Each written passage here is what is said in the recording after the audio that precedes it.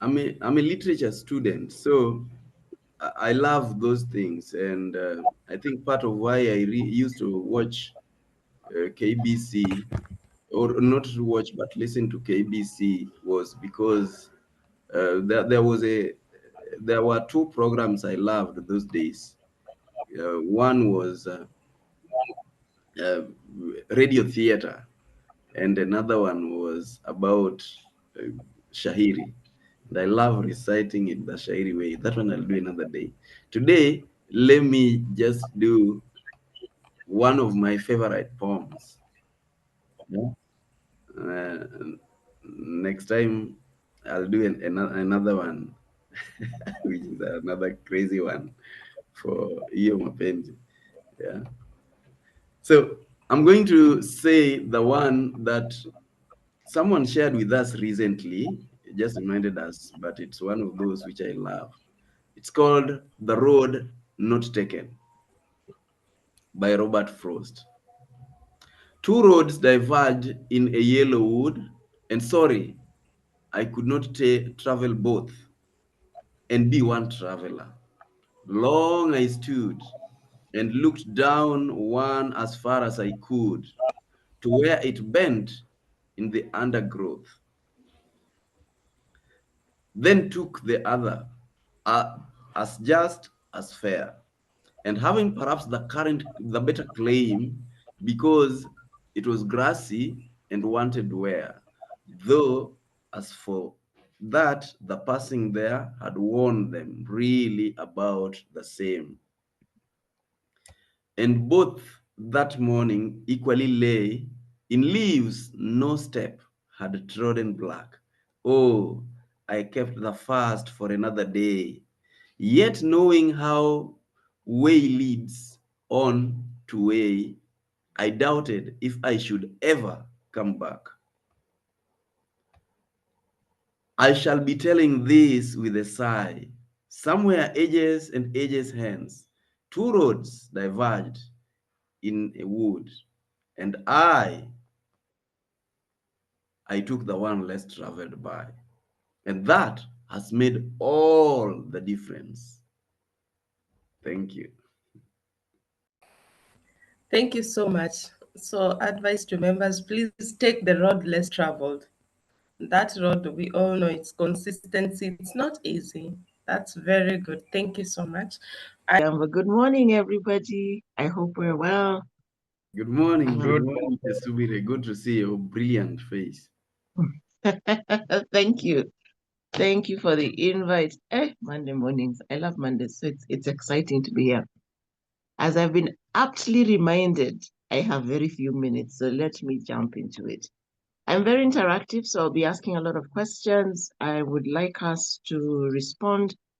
I was trying to get in a secondary device, but my WhatsApp is misbehaving. So it's okay. So I will be asking a series of questions and I'd like us to respond in the chat as we go on like that. So let's start from the beginning. The introduction I've had has been excellent, so I will skip that.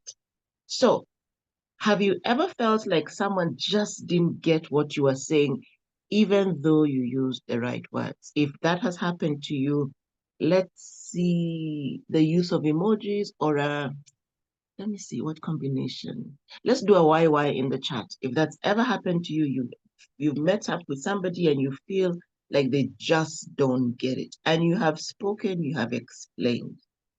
Excellent. I can see the YYs jumping in. Fantastic. And that is very annoying because in many times and many spaces, we feel that we have been eloquent. We feel like we've used all the right expressions.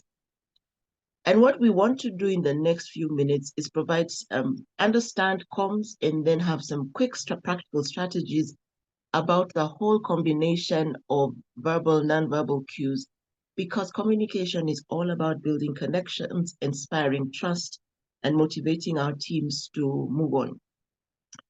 So William White says the great enemy of communication we find is the illusion of it. We all think we're communicating and then we discover, Allah, we are not communicating. Case in point. So I'm a storyteller. And then I'm sitting with a friend of mine, and every conversation we had, he's like, and you mean what? And I'm like, Kwani, you're not getting what I'm saying. And then I realized what is standing between our communication is lines of understanding, background. We're both Kenyans, but I'm born and raised here, lived here all my life. He left when we went out, just as we turned into our 20s. So he's been gone for more than 20 years. His frame of reference has shifted to where he lives, so his expressions are based on that. So what I've ended up having to do is having to learn to stop, to pause, and to speak differently when I'm speaking with that particular person. So that's where we can find, I think I communicate, but in reality, I don't, because the person on the other side is at a different place from me.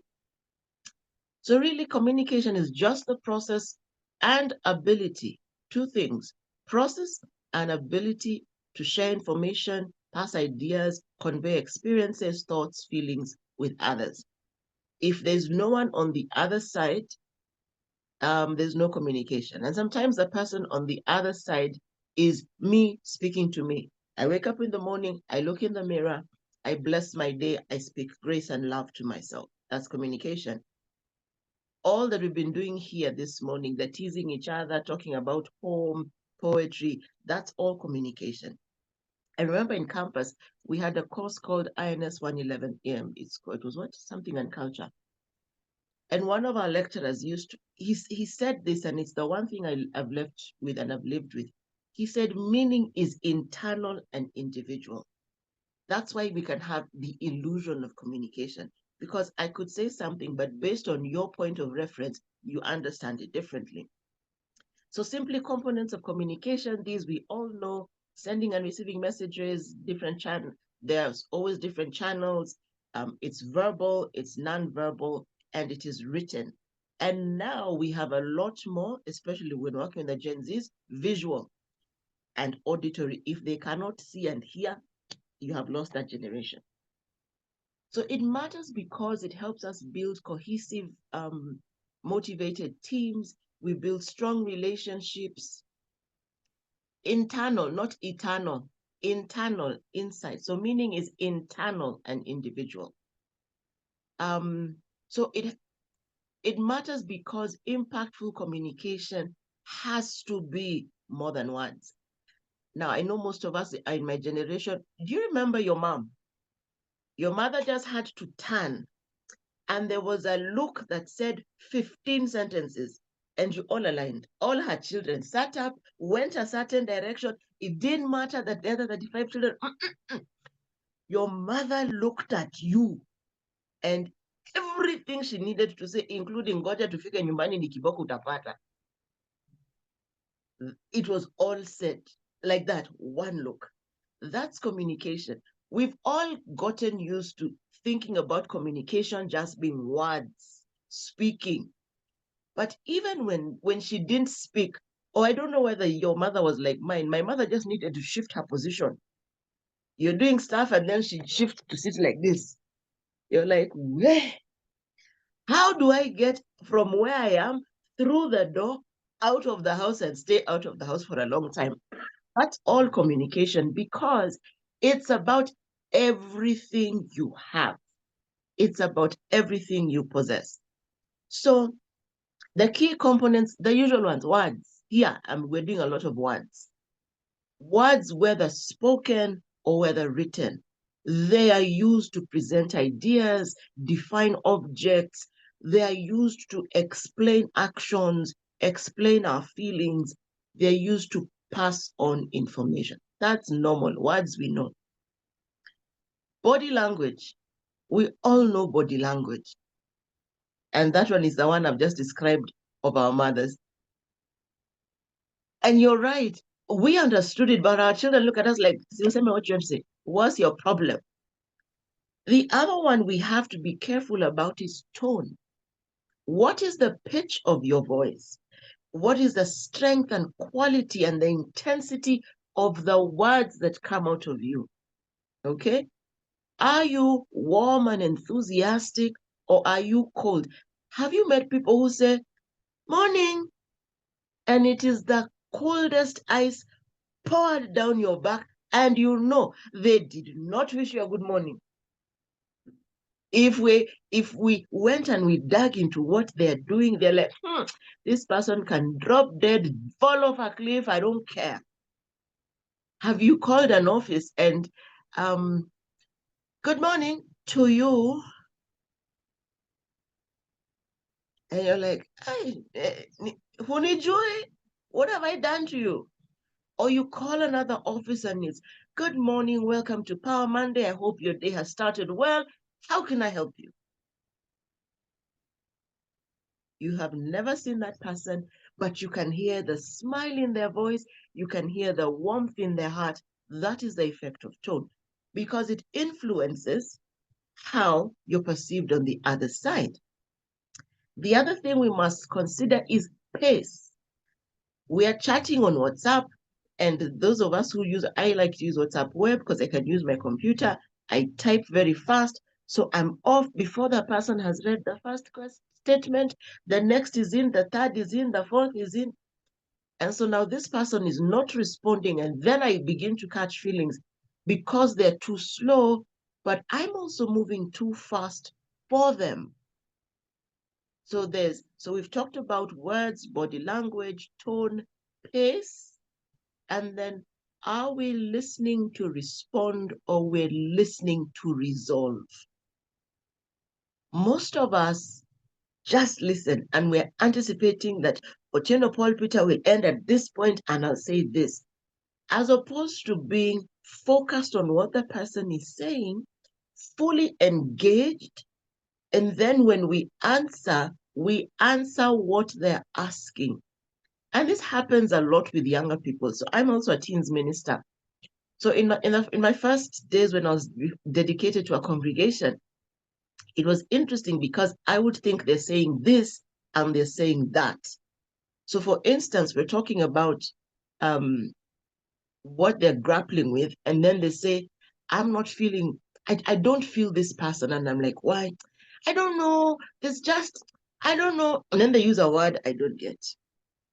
Things like, they're just delulu. I'm like, so what did I learn to do? I have 6 of them. I can pick my phone and WhatsApp. I'm like, yo, what does delulu mean? And then you sit down and you begin to build your repository. And then you realize this is another big thing in male-female communication. Men are often like, you guys talk too much. This is a solution. We don't want the solution. So then the guys say, don't come to us to vent. Come to us when you want solution. But if you are my safe space, if you are my spouse, nionge na nani. Does that make sense? So in that instance, because men are wired to problem solve, provide, protect, preserve, it is in their nature when I'm complaining about Nani, for them to be listening for, these are the things that Nani is doing, and bam, solution. No, I want you to just listen. Just chill, nisikize. Hata kama nisi make sense, nisikize tu. One of my guy friends asked me, but I'm not wired like that. And I said, and I'm not wired like the way you are. So if we're going to be friends, let us find a middle ground. Which brings me to the last key component of communication, which is responsiveness. The ability to respond thoughtfully and appropriately. There are instances where the right response is to shut up. There are instances where the right response is a quick clap back. There are instances where the response is to gently prod the person until they see for themselves that they're on the wrong road. And then there are instances where you speak the truth or you give the appropriate response, knowing full well this person will throw a fit. But it is in how you did it that matters. It is in the reality that how my life pans out is mine. And you see, when we're communicating, more often than not, we are so focused on ourselves and what we want to say that we forget to think about the other person. I'll give an example. In the marketing space, let me do social media marketing.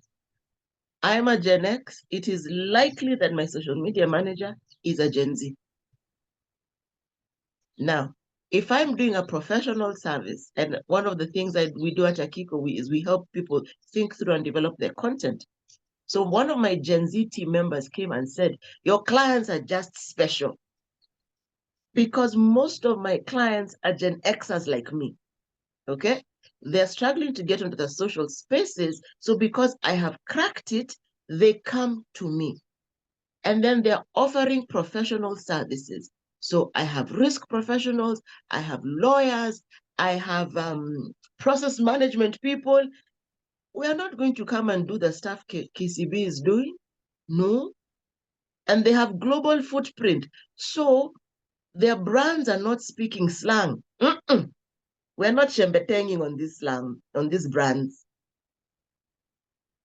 So my Gen Zs are like, I'm like, Sio Kisirani, breathe. And then you teach them how the legal profession is, what they can say online, what they can't say. You're tying me down. But you're like, but this is what the professional sector looks like. So then what we have to consistently do as a people is understand the audience on the other side. So the teens ministry I lead, we're leading service next week. So you can imagine the adults came, well, a couple of them came to our service yesterday, helping us prepare for the service. So I had to keep saying for everybody to understand, we are not coming to do the service the adult way. Munafanyanga hivyo 51 days of the year. This one day, we are bringing you teen service. Why do I have to clarify that? Our teen service is an Anglican church, runs very differently. Number one. Number two, when the children went, they simply fitted into how the adult service runs. But I have expressed instruction from my vicar to bring the teen service to the adults, to waonyeshe kitu mpya. So I have to keep telling my teens, don't fret. We are adding elements from their service into our service. What does that mean? I have to keep reinforcing the process. They're all 13 to 17. So they move at a pace that is 15 times slower than mine. So I was watching the other adults in the room getting worked up. I'm like, so we talk through the issue. I help them think through because it gives them ownership. And then we practice. The practice doesn't work. They all do the absolute opposite. Adults are getting annoyed. I'm like, shh, chill too. So we repeat. So we repeat. I'm like, any feedback? Only half of us have tried, the other half. I'm like, oh yeah. So we flip. What am I doing? I'm balancing how I work as a Gen Xer to how they think as the bottom end of Gen Z. The one thing I'm telling people is this. If we are to survive as a continent of Africa, we must be able to communicate intergenerationally and transgenerationally. Boomers must communicate to X's, X's to millennials, millennials to Gen Z, and Gen Z to Alpha. All of them have a different lived experience. All of them have a different response to life. And the lower you get, the shorter the attention span is. Now, a short attention span is not a good thing. I keep telling them, you guys mtafika pahali you realize you need to be able to read. So, when we have looked at all these things, we've talked about the basics. When we go to a different generation, we say, in my day, we walked 5 kilometers barefoot. A Gen Z will ask you, how could you panda? You didn't love yourself. That you would walk barefoot. Why? Why would they ask that? They have no context to life without shoes, life without, what do you mean life without food? What did you used to do? So then we must realize with that generation telling them, in our day, it closes their ears, shuts down the brain, the computer goes into hibernation, and the body remains looking at you. There is nothing they're hearing. But if you say how you became a millionaire in 5 months, they will listen for 15 hours because that's their priority. But we are old enough to know that massive wealth without internal strength and temerity is a waste of time. Easy come, easy go.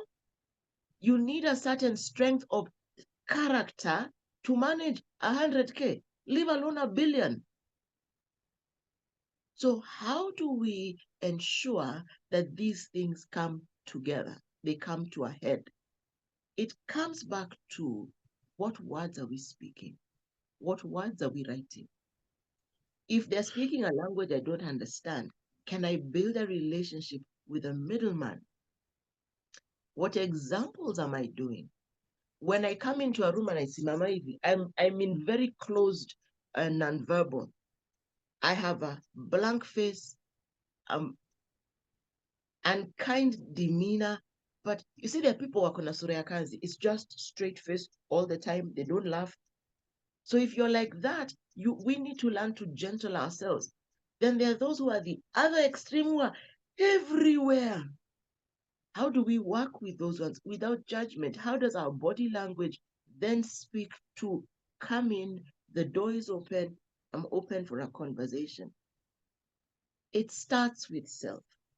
How do I speak to me? Do I have self-confidence? Or am I being brash and abrasive to cover up my insecurities? As the older people, when a younger person questions an idea, we feel questioned, we feel countered. Is it because when we're growing up, our voices were never really heard? We're told you're the leaders for tomorrow, so today do what we say, and our tomorrow is still not coming. Because for some of us, leadership has skipped us. It is on the next generation. Or tunaona tumezeeka sana. We must tell people, we have wisdom. Yes. But how do we then convey the wisdom in a way that it means something to others? So communication is so much more about words. That's why I said it's beyond words. It starts with Kyesubire. Am I, as Kyesubire, comfortable in who I am? My traumas, the things that made me who I am, because we're all a result of our traumas. Am I dealing with them well enough such that I'm no longer angry and abrasive? Am I now having dealt with them open to intergenerational and transgenerational communication? And I said transgenerational because our foreparents were very oral. So in Africa, it looks like our history started with colonialism. Lies. But what happened, you know the saying, when an elder dies, a library burns. In that period of colonialism, when generations were wiped, most of our African libraries burned. And then whatever was not burnt in that sense. There was a massive fire in that library in Alexandria, which is a repository of a lot of global information. So then we must begin rebuilding. We must now write. So this is my charge to each of us. What is the platform you're good on? Because communication is oral. What we're doing is communication. Written, research papers, books, articles, short posts. Communication is visual. So if you're a photographer, what are you doing with your photos? Where are you putting them? Are you cataloging them? Are you back-ending them? Are you putting alt text into your photos? Are you good with videos? Shoot the videos. The Power Monday channel is a magnificent place because it's a repository of our information. It is Africans talking about issues in the African way and causing resolution. We cannot continue to take wholesale from the West and try and apply it here. Look at how major chains don't work in Kenya because they come and they can't talk to us, right? So communication is full circle. It's your words, it's your actions, it's your facial expressions. It's, have you, your team leader, you say something and they don't say a word, but that twitch in their right eye tells you, nonsense, I'm not listening, we've moved on, done. Or the team leader who sits there, engages, asks questions. Just think about you and your teams also. Who gets more out of people? Why is it that maybe we all go and talk to Dr. Melvin and we leave OPP on the other side? Maybe because Dr. Melvin, bembelezes, he'll tell you all the hard stuff, but there's a way he says it. So that's what communication is about. So what we must be able to do is ensure that we can communicate across the generations for perpetuity and document our continent, because whoever tells a story first is right. So if the hunter tells the story first, we will have the hunter's perspective. If the gazelle tells the story, it's a different perspective. If the warthog tells the story, my God, it will be even funnier. And if the little ant on the ground tells the story, it will be a different dimension. So each of us must be in the space and understand we must communicate. Mandatory. The question is, do you have a clear purpose for your communication? Are your cues on check? Are you self-aware and watching your body language, your tone, your words, your responses, your pace? And is the person on the other side understanding what you're trying to say? Communication is not rocket science, but there is science behind it. But we must get to the place where we are so intentional about comms that when I say something and I see that on OPP's face, I'm like, okay, nilimekanyaga waya, and I take a pause and I come back, I'm like, did it fail to work? Did something happen? So allow me to stop there and take questions so that we can make it relevant to everybody. Great. Yeah. Any question? And apart from that, as Dr. Melvin, our Lenana boy, has posted, you can write your questions in the chat box. So who has a question? I can see a question from Odiambo in the chat. Okay. He says, please explain how a whole class like of engineering students flunked an exam as far as communication is concerned. Was it the lecturer or the students to blame? While in an American university, we were victims of an econometrics exam and were given the opportunity to redo, and we dropped it.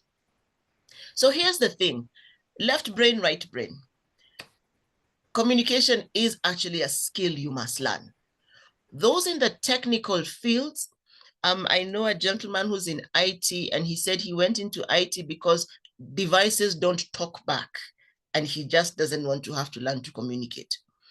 Communication is a skill you learn. Some of us, like myself, were born natural talkers. Understand me well, natural talkers, but I had to learn to communicate. We were raised in a generation where it was assumed if you could argue, you're communicating. Not true. We were raised that as long as you had authority and you said, you had communicated. So your lecturer was not bothered about teaching you to explain yourself. And if you are a teacher, they would, teach the mechanics of teaching. But did we really learn to communicate? No. It was not a thing. It's a thing that what our humanities do. So it's not really your fault. It's just by nature and how things were. We were not taught that communication is a skill. The same way thinking is a skill. Everybody has thoughts passing through their head, but not everybody is thinking. So give yourself boye pole, and then let's go and learn how to communicate.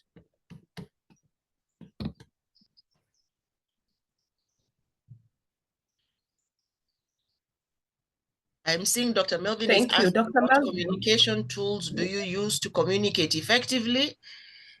To millennials. It's a combination, but the biggest tool is listening. Biggest. Listening and asking questions, because for real, you are not on the same wavelength. I promise you, you're not on the same wavelength. Number one. Number two, you're like, you can't process that out. How? So the biggest thing with any other generation that is outside yours is listening. Listening and questions, because as you ask questions, number one, they clarify what they're trying to say, but number two, you ensure you understand what it is.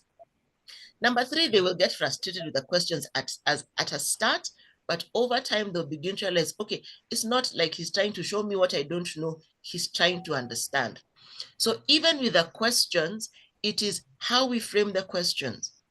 So when you say this, what do you mean? So help me understand.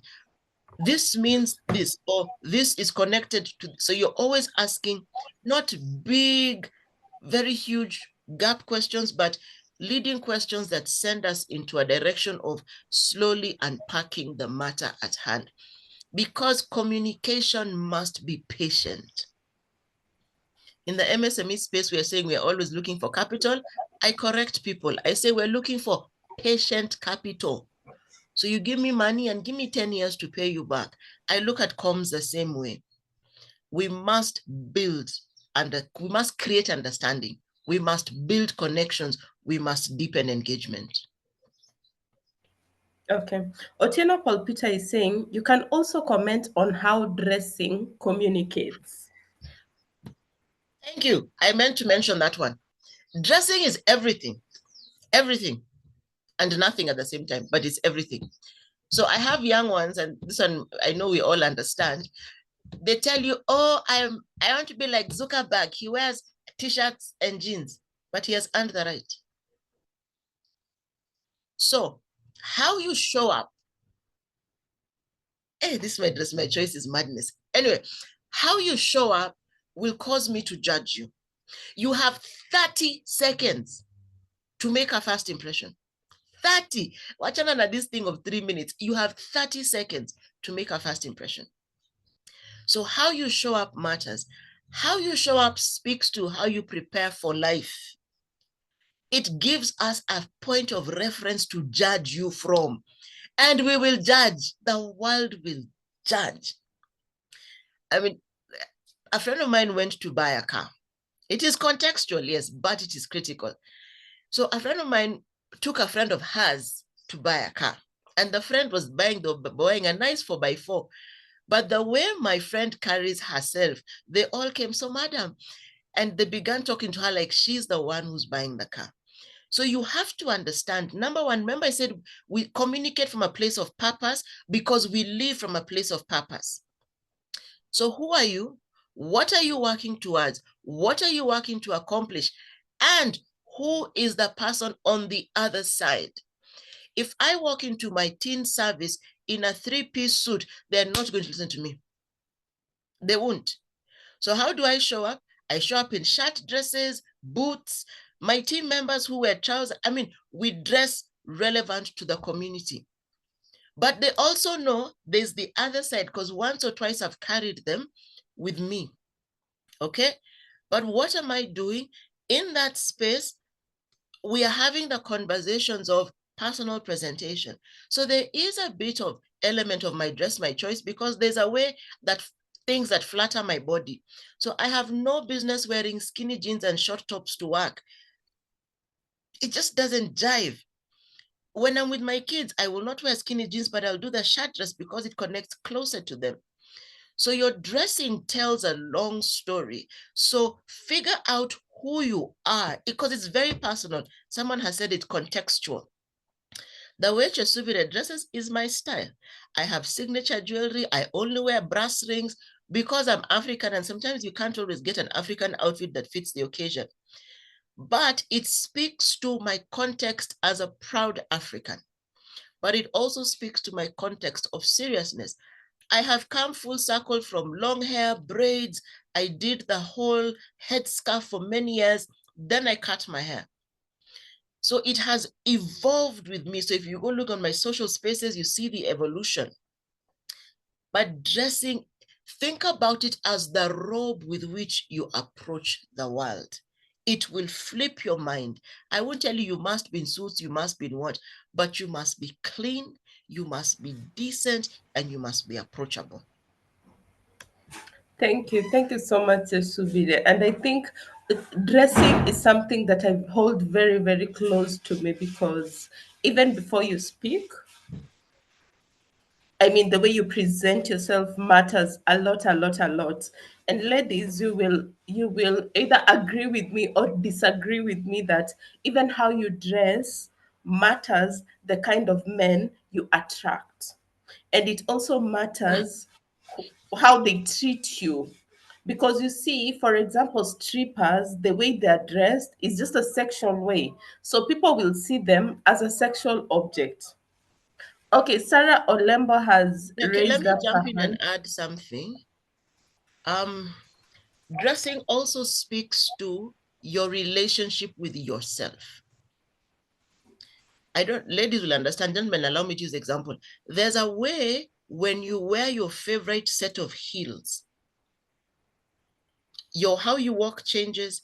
There's a way when you wear skirts and dresses, there's a different way where you change. Changes how you walk. Gentlemen, when you wear, there's that sports coat that makes you feel, I'm the king of the world, Oga the top. There's a way you carry yourself differently. So look at your dressing like that. Don't just think, nimevaa nguo. No. Your dressing reflects your insides. It does something for you. Like, I don't feel complete without jewelry of some sort. So then I now sequence how I leave the house. But there are people who don't care about jewelry and they still look magnificent. So customize it to yourself. Very, very true. Thank you so much. Sarah Olembo.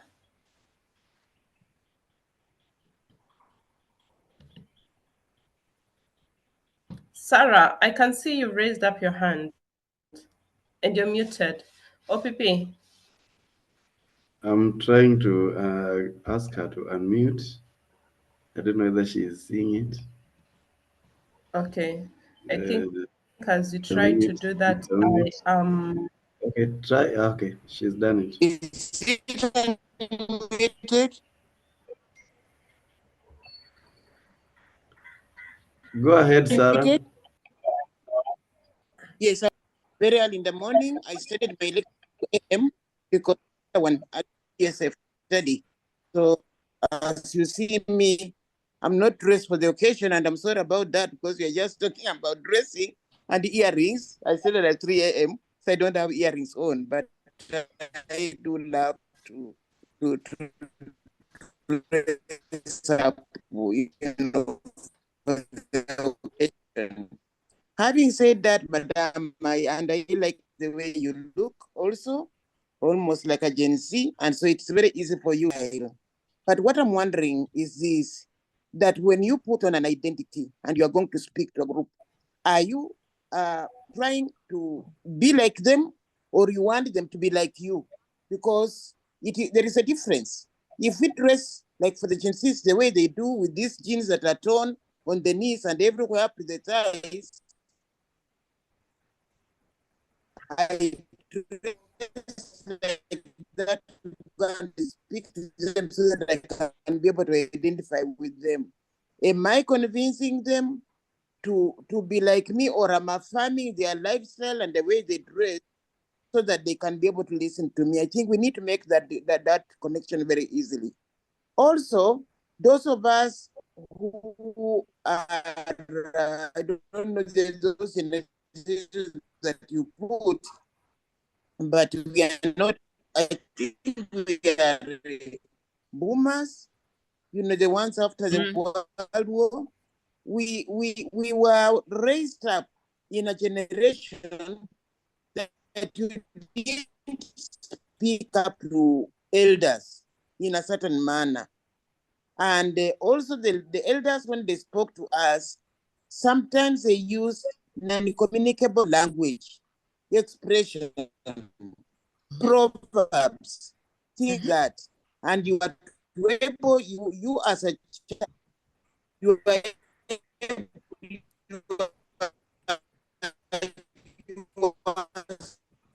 Yeah, you're breaking a lot, Sarah, but I think your idea is what they were communicating.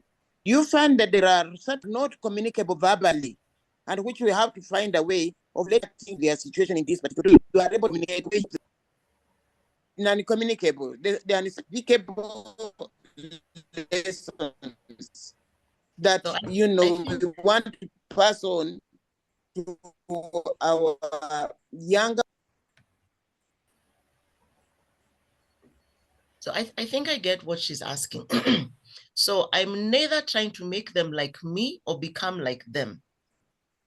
I need them to become the best version of themselves. Now, because life is contextual and generations change, but values are eternal. However, how we communicate values is different. I'm a Gen Z. I believe she's a boomer because she looks like she would be about the age of my mom or my dad. Sorry, I'm an X. I'm not a Z. Why my child is a Z. So there are values we must pass on, but the method of passing has to change. My 17-year-old is tied to my values, but it's because over the last 17 years, we have progressively worked through those values. So when you come and tell them, don't wear ripped jeans, we will fight about it. So then we'll come and have the conversation of, now ulionaje hiyo nguo ni tamu. How did you decide that was the right dress to wear today? And then it's a conversation. It is cool, it is hip, it is this, it is that. Then I will be like, but don't you think indecent exposure? So we will progressively have the conversation. We did things because we were told. The generations we have sired, because we have given them a better life than us, we have taught them that their expressions and their interpretations are supreme. Now we're reaping the benefit of that. So then they've gone and had children who have more freedom than we ever had, than we ever gave. So what we must do is we must have conversations, and they will not happen in a day. I'll reference my teens again. This is the 4th year I've been working with them. There are some millennials I've worked with for 10 years before they actually get it. And when they get it, we're done. I don't need to follow them. I don't need to do much. They come and report.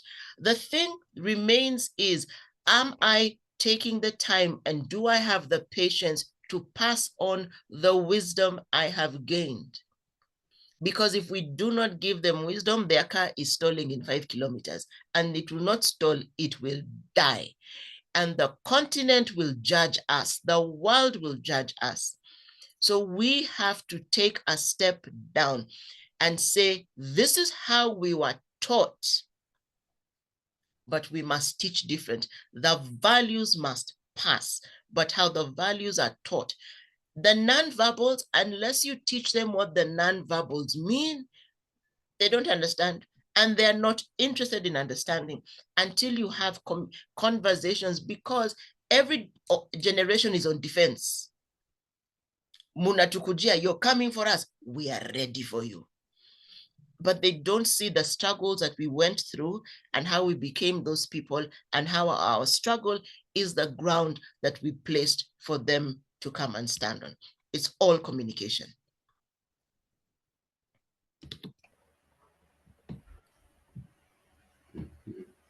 great. Thank you. Thank you. We have less than maybe we have five minutes. So Kyesubire, there are two questions that I just want Is Noel also you to breaking? touch Yeah, she's also breaking. on. We won't go into detail because we don't have time. The first one is a skill, and then the second one is when I'm upset. Yeah, you are breaking, but I think she's got the questions probably directly from the chat, that too, that you're referring to. Okay. Yes, So you, So the first Noel, one you is can done go about ahead. thinking and the difference, thinking and communication. Yes. Okay, so thinking is the ability to process information logically and come to a conclusion. But it's not we went, we came, or this is the route to Mombasa. It is the ability to look at multiple options and choose the best and formulate a pathway. Why do I say it's a skill?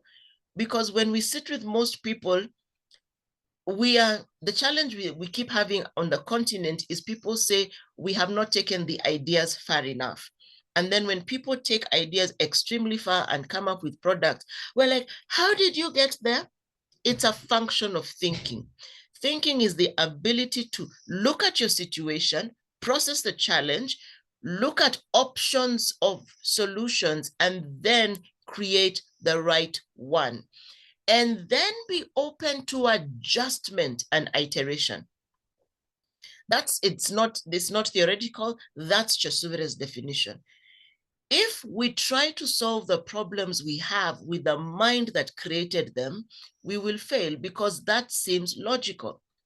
Thinking is challenging my context, challenging my status quo, challenging everything I know, because that bears me to myself. Thinking, it pushes me to the place where I understand that just because we did it a certain way doesn't mean it's perfect, and the capacity to interrogate until we find a different option. That is thinking, in my view, because we are living by culture, which is perfect. I love culture, but are there elements of our cultures that need to be changed? So it takes thinking, because thinking will challenge what you believe in, who you are, allow you to accept that you are whole as that, and use that knowledge to find a solution. I hope that helps. The question in terms of when I'm upset, how do I communicate effectively? Point number one, do not communicate when you're upset. You will say the wrong things. You will say it one way, you would say the right words, but because of your tone, the underlying anger, frustration, feeling bad, it will come out wrong. When you are upset, pause. In Nigeria, they say, take a sip of water and hold it in your mouth. Put water in your mouth, count to 10, take a deep breath, spit it or swallow it, and ask yourself, why am I upset? What about this thing upset me? Not that Noel amenikasirisha. What did Noel do that made me angry? Interrogate the thing that upsets you, not the person. Interrogate why it upsets you. Then when you're calm and you've processed that, come back and say, this upset me because. The same way, you don't just say, I'm sorry. You're sorry for what? I am sorry because of how I spoke to you that day. It was inappropriate. So EQ, that is how emotional intelligence helps you, because you identify, I am upset. You identify what caused the sense of upset, you empathize with the other person, and you come to a conversation. Are there people who you cannot converse with? Yes. But have you done your part? I am not responsible in that sense for Noel's response. But have I done my part, expressed myself, and you continue in that place? Then you're able to, over time, teach people to communicate better. Let me stop there. I can see Noel is watching the clock. Thank you. There's a quick question. Allow me to do something. How do we know we've effectively communicated to the other person? We have had a conversation and we are moving forward. They have stopped asking questions, and we ask people, does that make sense? Is that clear? We seek for that affirmation. And then there is no formula with communication on gadgets. There's none. Some people just hate gadgets. Others, we have learned the skill. The formula is to understand what works well for me, and then try and help you get there. So the formula is consistent communication. There's no silver bullet. Back to you, Noel. Thank you so much. Thank you so much, Kyesubire. I remember Kyesubire was among the first people that joined Power Monday, if I am not wrong. Like, I have known her for a while. I'm just asking myself, why is it that we never utilized that? But now we know. Now we know. Thank you so much. So I want to call upon our Lenana boy. Where are you, Dr. Melvin? I'm right here. Kindly give the vote of thanks. Thank you so much. And are you at the beach or is it just a walk? It's a dream, which Is will it come Diani? true. I'm in Okay, thank Diani. you. Right. So today I'm here to give a vote of thanks on behalf of the board of Power Monday. I want to first of all thank everybody in the background. That's Antonia Mutunga, Lady Noel, and OPP for putting this program together week after week, and doing so from the goodness of their heart, because this is a CSR activity. We don't charge anybody for coming here, and sadly, we cannot pay the speakers that we bring to address us. I then want to thank our speaker for today, Kyesubire. I've known Kyesubire for quite a while.